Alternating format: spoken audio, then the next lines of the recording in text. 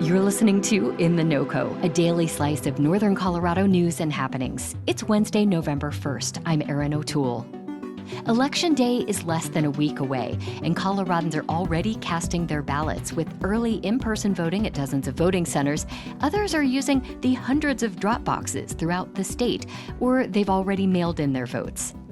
All of this happens under the purview of Colorado's top election official, Secretary of State Jena Griswold. She says she's embraced the mission of making Colorado elections secure and more accessible. And she says she rarely encounters confusion or misconceptions about how voting works here. Maybe that there's just too many drop boxes at this point. We invited Secretary Griswold on the show to discuss Colorado's ranking as one of the best states to cast a vote and why there really can't be too many drop boxes. Certainly, Colorado has been ranked as one of the easiest states to vote in. Some of the criteria for that includes mail-in ballots that go out automatically to all registered voters, same-day registration, early voting, things like that. But voter turnout still isn't amazing. It's just under 59%, so that's higher than the national average, which is less than 50%. But I'm wondering, what do you think could really help increase turnout? Well, I think turnout depends on the election. So in 2020, for the presidential election, we had the second highest turnout in the country. And then you look at off-year elections, there tends to be lower turnout. Part of that is the election model itself. We need to have an accessible election model that allows eligible people who want to cast a ballot the ability to do so. But some of that turnout also can be driven by voters not feeling engaged on the specific topic. So what I've done as Secretary of State is, of course, focus on our election model. And I said a little bit in tongue in cheek, there's too many drop boxes, but we've actually increased them by 65% because we want to make sure that Coloradans have the access that they need.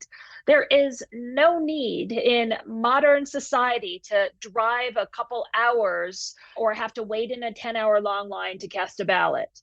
We've also increased access in different ways. So, for example, automatic voter registration, which has registered over 450,000 people, parolee reenfranchisement, working with the tribes to make sure that tribal access is guaranteed and that we start to turn around the historical voter suppression against people in Colorado living on tribal lands. So that's what we've been really focused on, and I've been very proud of our successes. And it's worth pointing out that the work you oversee on actual election day is really just one piece of a very big pie when it comes to your work as Secretary of State. You mentioned making voting more accessible on tribal lands. Can you say more about that and about what your office is doing to improve access for historically marginalized groups like Native Americans? So I think it's really important and the duty of the Secretary of State to open up access when we can and increase our security. So when it comes to working with tribal communities in Colorado, when I was first elected in my first year in office in 2019, we worked with the tribes to pass a series of laws, including guaranteed drop boxes on all tribal lands, guaranteed voting centers. We then went back and made more time available for those voting centers. So it's up to tribal leadership if they want the access, not state government officials. We also ensured that a mail ballot could get to a tribal member who did not have an address recognized by the U.S. Postal Service by allowing mail ballots to be sent directly to tribal headquarters. We made sure that some of the suppressive things we saw in the Dakotas related to tribal ID could not happen in Colorado. And then we've just continued to build on that partnership.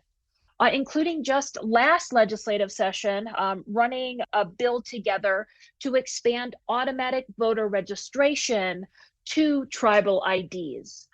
So we're continuing to partner with the tribes. The right to vote for tribal members living on tribal lands in Colorado was not recognized until 1970.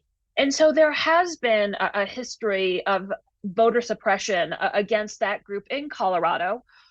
We've seen a approximate 20% increase in turnout since we started to work together to fix and improve Colorado laws. Hmm. Well, I want to switch gears and talk about the security of election workers. During the 2020 election, we heard a lot about threats to poll workers across the country, perhaps not so much here in Colorado, and maybe some of that has died down. But I know it remains a concern for you and for other secretaries of state as well.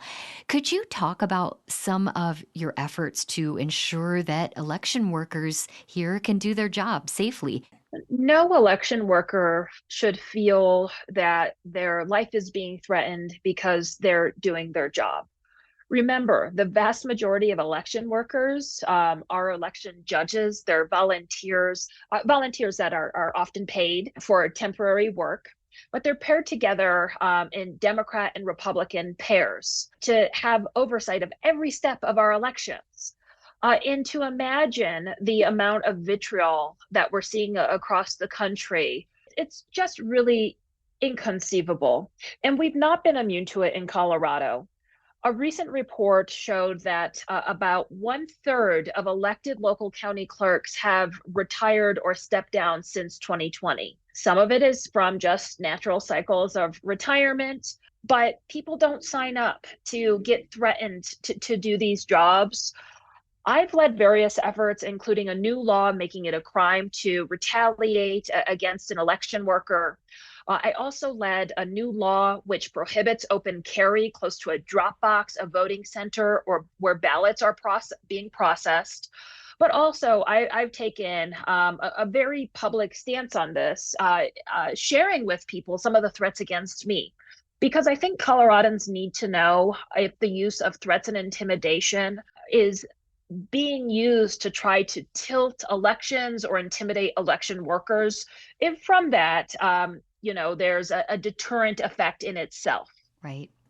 Well, just to wrap up, as the person in charge of overseeing elections all across Colorado, is there anything that's keeping you up at night right now? Oh gosh, what is keeping me up at night? Well, just the drastic fear that one of your listeners who's eligible is not registered. These elections, they're so important. It's how we decide who represents us at the local level, at our county levels, big questions for the state of Colorado. So again, voters could just go to govotecolorado.gov. That's the trusted source of election information. And of course, if you ever need further information, you'd always reach out to your county clerk or to my office. Secretary of State Jena Griswold, thank you so much for joining us today and for sharing all of this great information. Thank you. It's now past the deadline to mail in your ballot, so if you're still filling it out, you'll want to find one of those 400 drop boxes to ensure your vote will make it in time to be counted. You can do that and find your polling place on Election Day at govotecolorado.gov. Oh, and one reason Colorado is such an easy state to vote in, if you're not registered, you can do that at the polls on Election Day. Keep an eye out for KUNC reporters while you're there and come say hi. That's it for us today here on In the NOCO. We'll be back tomorrow with more of what's happening in northern Colorado. Our producer is Jocelyn Mesa Miranda. Robin Vincent is our executive producer. I'm Erin O'Toole. See you next time.